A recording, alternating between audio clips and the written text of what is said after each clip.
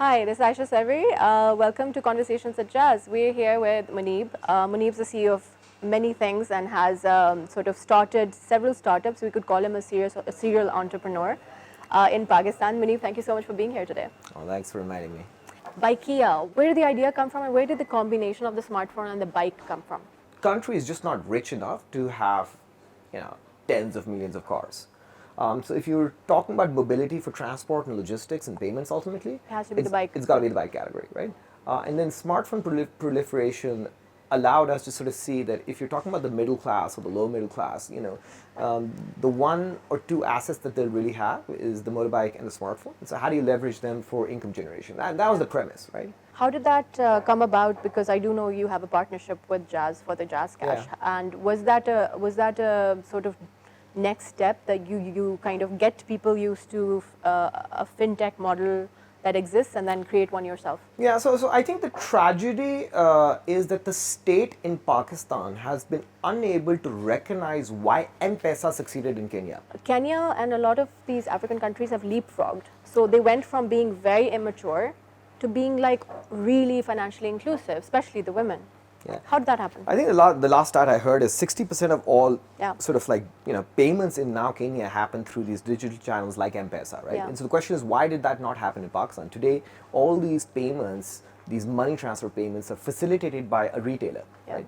And I think fundamentally, decision makers in Pakistan, particularly at the state level, did not recognize how to tax. Why are students in Pakistan, for example, so inhibited to do what you did? Everybody talks about the ecosystem and the taxation challenges and all of that. You went ahead and did all of these. I think the hybrid between the creative and the technical is missing. And I think you have to do that with this mindset, okay, who are you addressing? Like we keep talking about 220 odd million people in the country, and yet everyone is building products in English. Right? It just like it baffles me. Like, who are we fooling here? Yeah. Who are we trying to build this for? What are some of the innovations you created because you created for the people, like Daraz, for example? So I think from a user journey perspective, it's perhaps more been Bykea. Okay. In fact, today, if you look at Daraz is literally a clone of Lazada, which is again a clone of like the Alibaba sort of ecosystem, right? Which I think honestly is great on one side. So I think it's 70% great, but 30% terrible because it's built from the mindset. It's English mostly, first of all. And it's built from the mindset of a country where like there are 6 to 7 bank accounts per user. Why is Pakistan so big on cash on delivery, and how can we fix that? So first, let's fix digital payments. Digital payments will be fixed by essentially making digital easier than cash. Lastly, if you had 3 wishes to change anything in Pakistan?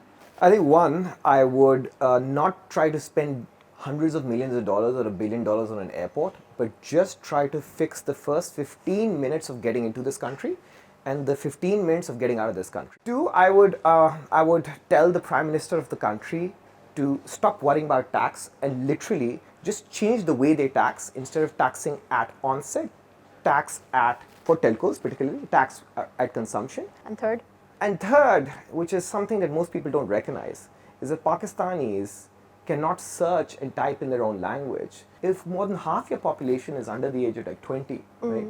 And the future of their education is going to be digital and they can't search and type in their own language. That's a barrier that they're never going to overcome. So how do you fix it? There's Urdu script. You start mandating Urdu keyboards when people are very young. When it's all said and done, what do you want to be remembered by? It doesn't matter whether you have a nice car or a nicer car. It doesn't matter, to be candid with you. I think ultimately what matters is,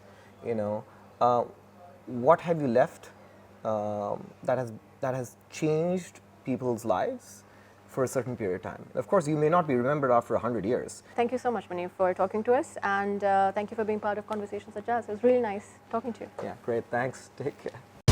दुनिया को बता दो